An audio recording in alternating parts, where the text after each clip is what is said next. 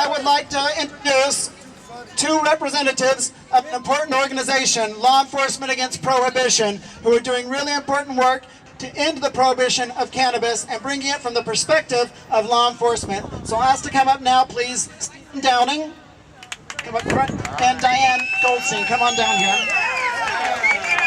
Good afternoon. Thank you. I would like to give a little bit of a law enforcement perspective and give you an idea of who I am. I'm a former Deputy Chief of Police with the Los Angeles Police Department. I was on the street in the 1970s. I was a commander who led the war on drugs in the city of Los Angeles after Nixon announced war on drugs in 1971. Since that time, I have come to see that the damage that prohibition has brought to our communities, to our young people, and I'm here to do something about it. At the same time, I would like to try to infuse a little balance on what has been said. A lot has been said about the police in California and their complicity in this attack by the federal government. I want you to know that there are good chiefs leading good departments in this state. Annette Shaw. Annette has one of the finest, cleanest operations up in Marin County. She has a wonderful relationship with her chief of police and her police department. And there are other chiefs and police department chiefs that feel the same way and have worked with people. There is the California Chiefs of Police Association and their leadership that does not represent that attitude. This white paper they mentioned to you, it's bad, it's myopic, and it is an attempt to keep the war on drugs going, and marijuana is at least 50% of the war on drugs.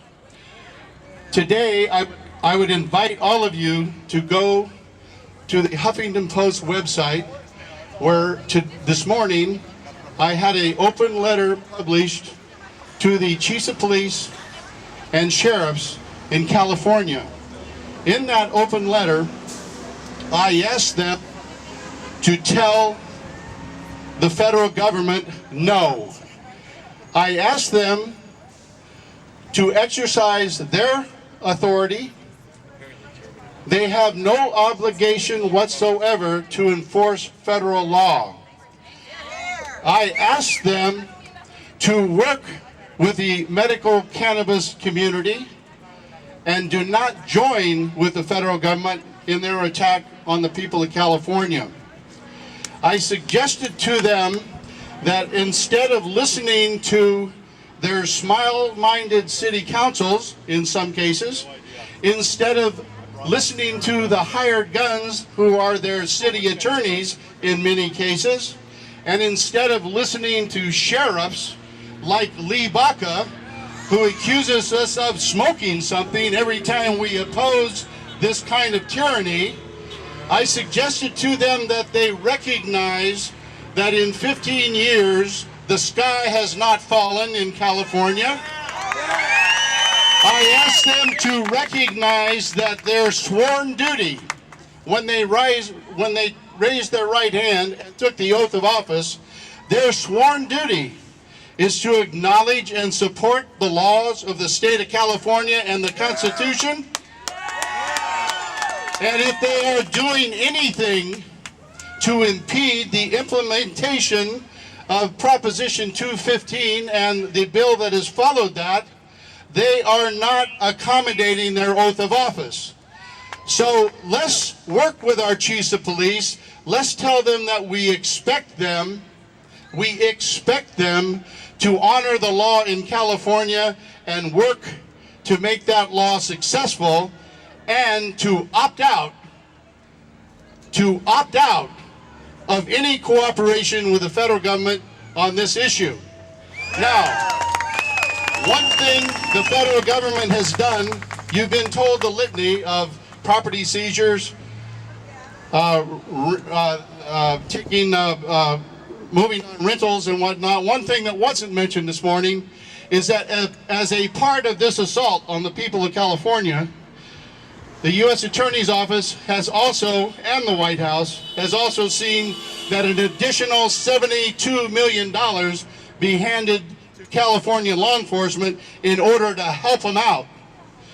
I also, in that letter this morning, asked the chiefs of police and the sheriffs in California to return that $72 million and tell the federal government that they want no part of this tyrannical assault on the people of California. Thank you very much.